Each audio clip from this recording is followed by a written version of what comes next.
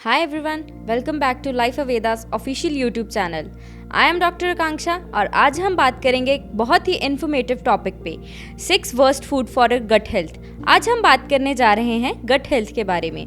As you all know कि जो हमारे बॉडी में 90% प्रॉब्लम्स होती हैं वो हमारे गट हेल्थ की वजह से ही होती हैं, और हमारे अगर गट में कोई प्रॉब्लम है तो उससे हमारी जो ओवरऑल हेल्थ है वो डिस्टर्ब हो जाती है। तो आज हम बात करेंगे कि ऐसे कौन कौन से फूड्स हैं जो हमारी गट हेल्थ को डिस्टर्ब कर रहे हैं और आपको पता भी नहीं है। तो सबसे पहले हम बात करते हैं रिफाइंड फ्लोर, मैदा हमारे घरों में डेली यूज़ होता है। जैसे हम ब्रेड्स खा रहे हैं, पेस्ट्रीज़ खा रहे हैं या बिस्किट्स खा रहे हैं, लेकिन हमें ये नहीं पता कि उसके साइड इफ़ेक्ट्स कितने हैं। ये चीज़ें हम घरों में डेली यूज़ तो कर रहे हैं, लेकिन हमें उनके साइड इफ़ेक्ट भी पता होने चाहिए। जो रिफाइंड फ्लोर है वो मैदा है बेसिकली। तो हम वो बनता कैसे है? जो फ्लोर है उसे हम आटा बोलते हैं, तो उसमें बहुत सारे न्यूट्रिएंट्स होते हैं, हमें भी पता है। लेकिन जब हम उसको भी रिफाइंड करके खाएंगे तो उसकी जो न्यूट्रिएंट क्वालिटी है वो बिल्कुल ख़त्म हो जाती है और उसके साइड इफ़ेक्ट्स बहुत ज़्यादा बढ़ जाते हैं, क्योंकि जो उसमें सिंपल कार्बोहाइड्रेट्स होते हैं, ग्लूटेन होता है, वो डाइजेशन को बहुत ज़्यादा स्लो कर देते हैं और वो डाइजेस्ट होने में भी बहुत ज़्यादा डिफ़िकल्ट हो जाता है।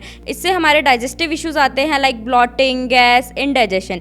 तो ये चीज़ें हमें अपने घरों में अवॉइड करनी चाहिए। नंबर 2 पे हम बात करते हैं रिफाइंड शुगर या मिठाई की। जैसे आप सभी को पता ही है कि इंडिया में मिठाई बहुत पॉपुलर है और हम डेली बेसिस पे मिठाई खाते हैं, और जो शुगर है वो भी डेली हमारे घरों में यूज़ होती है। जैसे चाय में हम मीठा डालते हैं और भी जो भी चीज़ें मीठी बनती हैं उसमें हम शुगर का ही यूज़ करते हैं, रैदर देन कि शुगर को छोड़ के हमें शक्कर का यूज़ करना चाहिए, गुड़ का यूज़ करना चाहिए। वो ऐसा क्यों?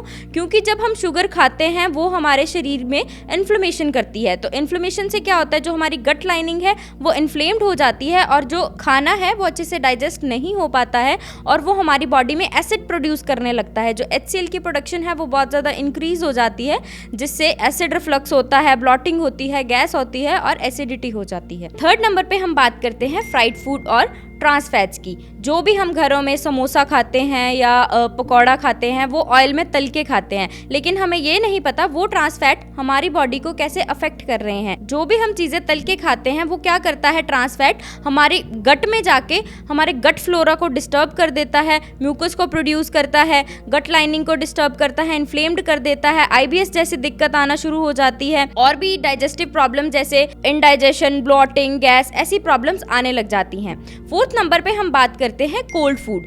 हमें कभी भी कोल्ड फूड नहीं खाना चाहिए या रेफ्रिजरेट करके कोई भी फूड नहीं खाना चाहिए। हम जैसे अपने घरों में हमारी कोई सब्जी बच जाती है या कोई भी फूड होता है उसको हम फ्रिज में रख देते हैं, तो जो उसकी क्वालिटी है वो बिल्कुल ही ख़त्म हो जाती है। तो हमें कभी भी कोल्ड फूड नहीं खाने चाहिए। जैसे आइसक्रीम हो गई या हम कोई भी ठंडा दूध या लस्सी, ऐसी चीज़ें नहीं खानी चाहिए। लेकिन हाँ, अगर किसी का जैसे पित्त दोष बढ़ा हुआ है हम उसमें ये चीज़ें ले सकते हैं, लेकिन अगर आपको कोई भी इसके रिलेटेड प्रॉब्लम आ रही है तो आप हमेशा डॉक्टर से कंसल्ट करके ही ये चीज़ खाएं। तो इससे होता क्या है कि म्यूकस बनना शुरू हो जाता है। बेसिकली कोल्ड फूड हम जब खाएंगे तो उससे कफ दोषा जो है वो प्रकोपित हो जाता है, जिससे म्यूकस बनता है, और म्यूकस जो है वो बेसिकली IBS में बनता है। IBS क्या है? एक इन्फ्लेमेटरी बाउल सिंड्रोम है, जिसमें हमारी जो इंटेस्टाइन्स होती हैं उसके जो इनर लाइनिंग होती है वो डिस्टर्ब हो जाती है और म्यूकस को प्रोड्यूस करना शुरू कर देती है। तो हमें ऐसी प्रॉब्लम्स जो हैं वो आना शुरू हो जाती हैं। इसके बाद हम बात करते हैं स्ट्रीट फूड की।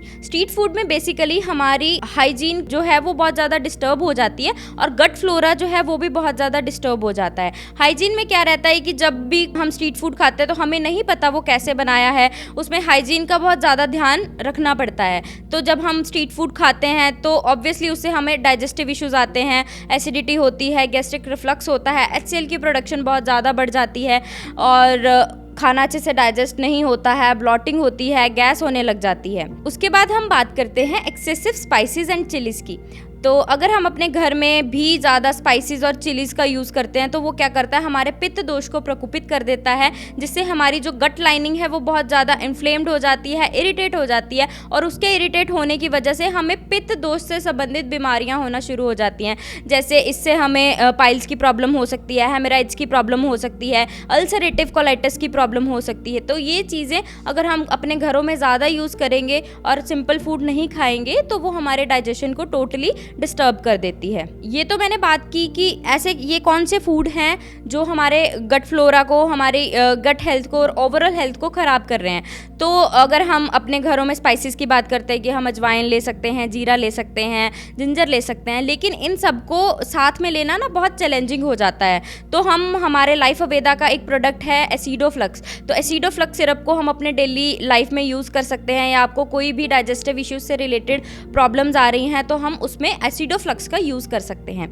ये तो हो गई जो वर्स्ट फूड की बात है। उसके बाद हम बात करते हैं कि अपने डाइजेशन को अच्छा कैसे करना है, गुड कैसे करना है। तो हम वार्म फूड खा सकते हैं। जो वार्म फूड है वो क्या करेगा, हमारे डाइजेशन को स्मूथ बनाता है और खाने को अच्छे से डाइजेस्ट करने में हेल्प करता है। आप जिंजर टी ले सकते हैं या कोई भी हर्बल टी ले सकते हैं, उससे आपका मेटाबॉलिज्म जो है वो बहुत ज़्यादा बढ़ जाएगा, जिससे डाइजेशन जो है वो प्रॉपर होने लग जाएगा। अब ये सारे फूड खाने से अगर आपको प्रॉब्लम्स आ रही हैं, जैसे एसिडिटी की प्रॉब्लम आ रही है, इंडाइजेशन की प्रॉब्लम आ रही है, गैस की प्रॉब्लम आ रही है, तो हमारे आप लाइफ अवेदा के प्रोडक्ट्स यूज़ कर सकते हो। जैसे अगर आपको एसिडिटी की प्रॉब्लम आ रही है तो उसमें हमें अजवाइन, जीरा, धनिया ऐसी चीज़ों का प्रयोग करना चाहिए। लेकिन हम अगर इनको एक साथ खाएंगे तो वो बहुत ज़्यादा चैलेंजिंग हो सकता है। तो इसलिए हम लाइफ अवेदा का एक प्रोडक्ट है एसिडोफ्लक्स सिरप, और वो कैप्सूल के फॉर्म में भी आता है। जो लोग सिरप नहीं ले सकते हैं वो कैप्सूल का यूज़ भी कर सकते हैं।